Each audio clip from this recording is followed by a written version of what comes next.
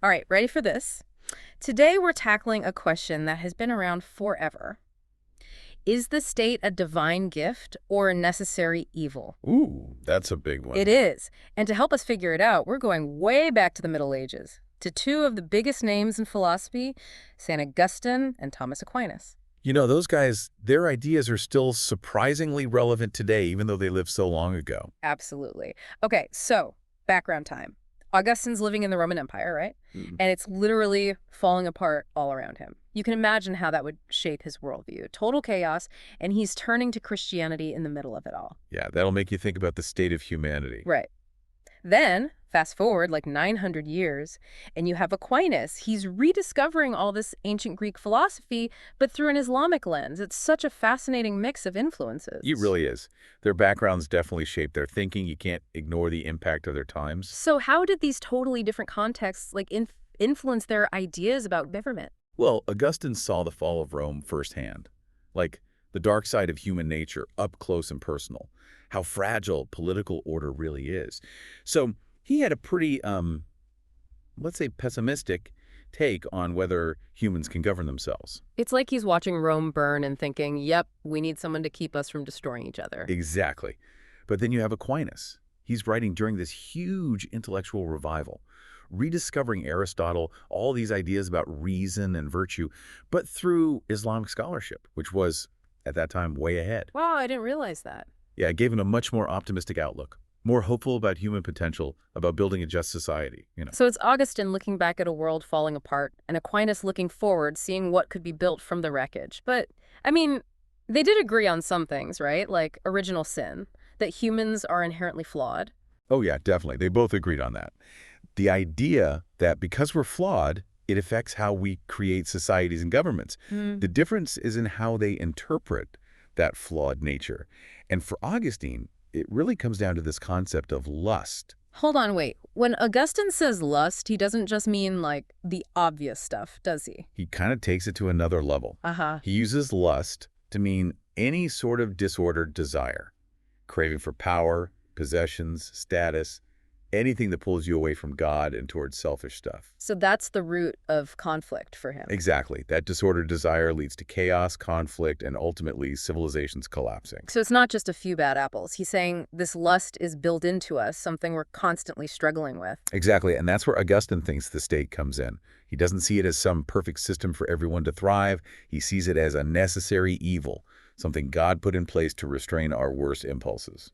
So, like, if humanity is a playground full of kids about to start a brawl, the state is that teacher laying down the law. That's a perfect way to put it. Keep everyone in line, even if it means punishment. And don't forget, Augustine believes in predestination too. Oh, right, right. God already decided who's saved and who isn't. So, earthly achievements, creating a perfect society, not really that important to him. So for Augustine, the state isn't about creating utopia. It's about maintaining order in a world that's already messed up. But hold on, didn't he also say the state is a divine gift? That seems a bit contradictory given how gloomy he is. It does, doesn't it? But for Augustine, the gift part is in the stability and order the state provides, even if it comes from force and threats, a way to ensure some kind of peace and justice, at least here on Earth. And he thought monarchy, even a flawed one, was the best way to get that stability. So even though the state exists because we're flawed, it's also kind of a blessing because it stops us from total anarchy. Exactly. It's what holds us back from our worst selves. Wow, that's pretty bleak. But okay, enough doom and gloom. Let's talk about Aquinas. He seems like a completely different character, right? Totally. Aquinas, drawing from Aristotle, had a much brighter view of human potential. He believed we're capable of reason, virtue, cooperation, not just inherently bad and waiting to be punished. Right, and that's where his famous idea of natural law comes in. We all have this built-in sense of right and wrong, thanks to God, right. Exactly. That natural law, that moral compass, it's not just random rules. It's a reflection of God's eternal law that governs everything. And for Aquinas, it's not just about avoiding bad stuff. It's about actively pursuing good, trying to live a virtuous life. So, unlike Augustine, who's all about holding back our bad impulses, Aquinas thinks the state can help us become better people. Exactly. That's the key difference. Augustine focuses on restraining us.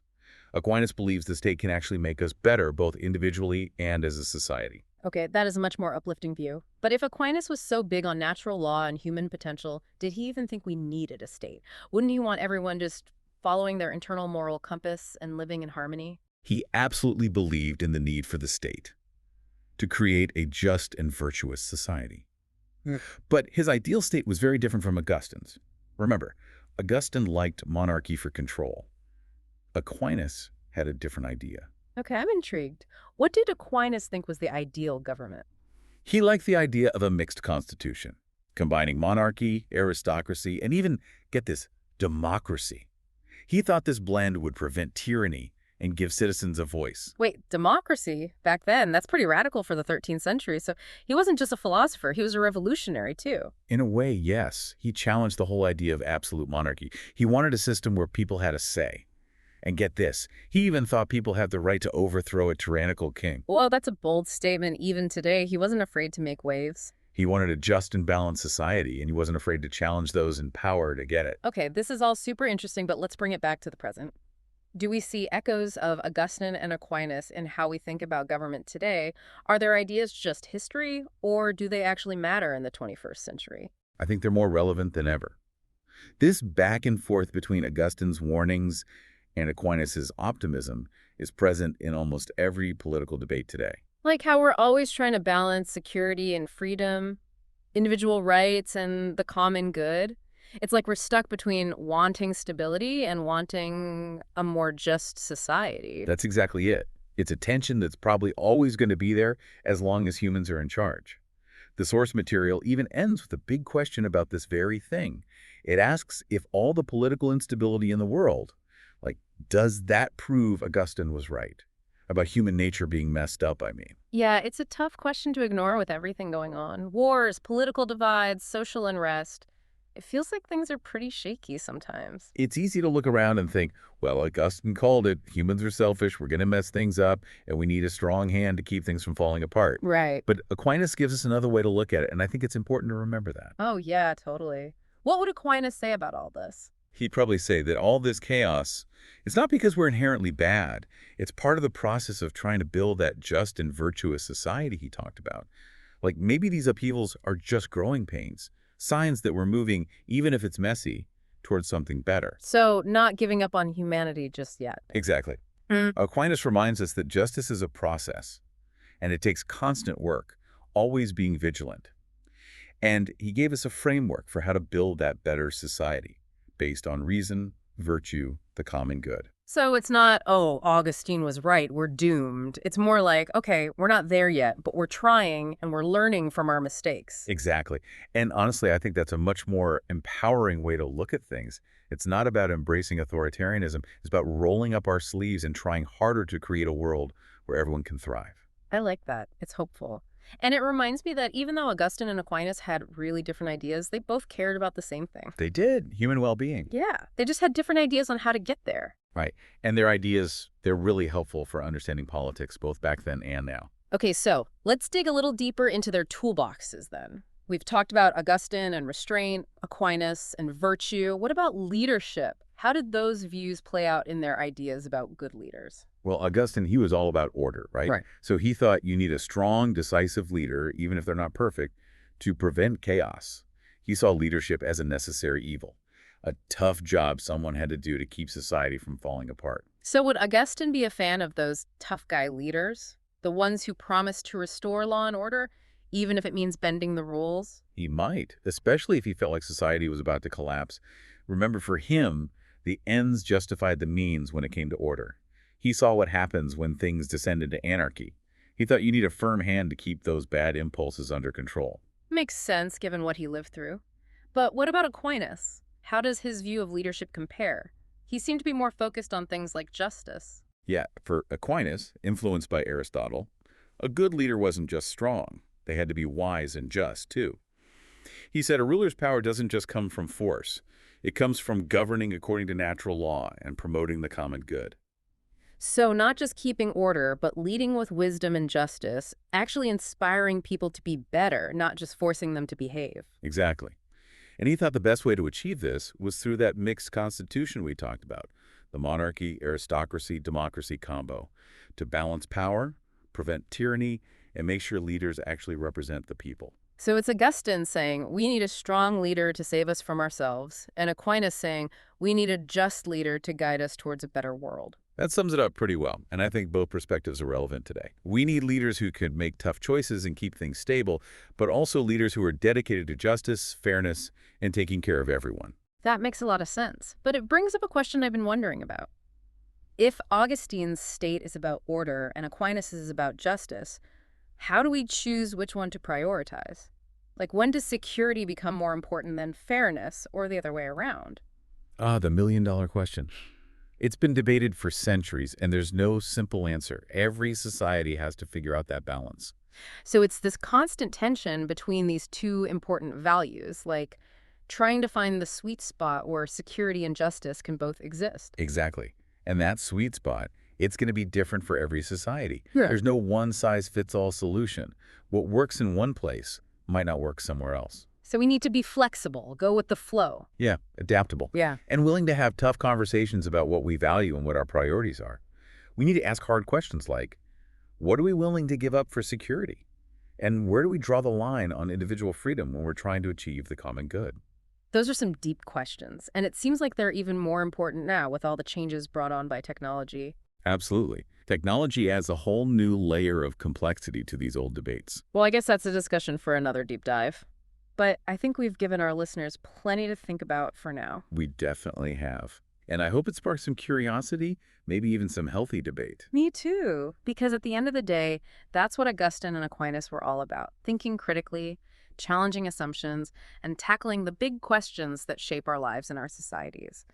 So yeah, technology definitely changes things. It adds a whole other layer to these ideas from Augustine and Aquinas. For sure. It's interesting to think about how their philosophies would apply to, like, the digital age and everything. Okay, let's start with Augustine. If he could see our world today, what do you think would freak him out the most about our tech-driven lives? Well, Augustine was pretty skeptical of human nature, right? Like, he thought we can't really control ourselves, and chasing worldly desires just leads to sin and corruption.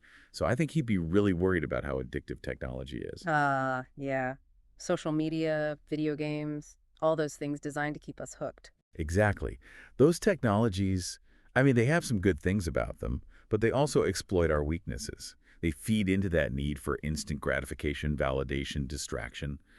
Augustine would probably see it as a modern version of that lust he was talking about, like a disordered desire that makes us slaves to these fleeting pleasures and pulls us away from what really matters. So instead of fighting temptation in the real world, we're battling it in the digital world now. Yeah, and Augustine might say that all this information overload, all the stimulation, it makes it harder to focus, to think deeply, to reflect. And those things are essential for spiritual growth and, figuring out right from wrong. He'd be telling us to unplug way before digital detox became a thing. Totally. Yeah. I can see him urging us to be more disciplined, more intentional with technology, not letting it control us. Okay, that's Augustine's take.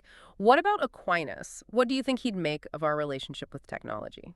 Aquinas was more optimistic about human potential, right? He saw reason as this gift from God, something we could use to understand and shape the world. So I think he'd be more interested in the possibilities of technology, the way it expands our knowledge, communication, creativity. So Augustine is worried about distraction, and Aquinas is looking at the potential for growth. Exactly.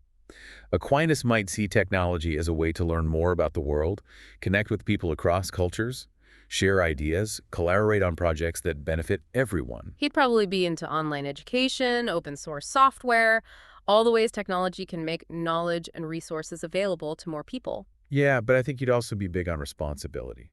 Remember, natural law is all about pursuing good and avoiding evil. So he'd probably want some ethical guidelines for developing and using technology, making sure it serves the common good and doesn't just make inequality worse or create new injustices. So it's not just about embracing every new tech thing that comes along. Right. It's about thinking about the consequences, making sure technology aligns with our values, what we want for society. This is making me think about my own relationship with technology in a whole new way. It's so easy to just get caught up in the hype, the latest gadgets, the constant updates. We need to stop and ask those deeper questions about why we're using these tools and how they're affecting us. I agree. And I think Augustine and Aquinas give us a good framework for thinking about those questions, even though they were writing way before the internet existed. Okay, so back to our original question about the state. Do you think their views on government tell us anything about how to regulate technology effectively? Oh, yeah, absolutely. Augustine's focus on restraint, on how humans mess things up, suggests that we need some regulation to prevent technology from being abused. He'd probably say we need rules to protect privacy, stop the spread of fake news, and make sure technology isn't being used to hurt people. So things like data privacy laws, content moderation, regulating AI? He'd be all for that, setting clear limits and guidelines to prevent these powerful tools from being misused. Got it. What about Aquinas? How would his ideas about natural law and the common good apply to tech regulation? Well, Aquinas would say that any regulation of technology should be based on justice, fairness, and promoting human well-being. He wouldn't want rules that stifle innovation or restrict access to information, but he'd also be worried about letting technology develop without any control. That could lead to new inequalities, more harm. So finding that balance again, protecting individual rights, but also making sure technology benefits everyone. Exactly. It's complicated, and there aren't any easy answers. But Aquinas would tell us to approach this issue with wisdom, caution, and a commitment to what's best for all people.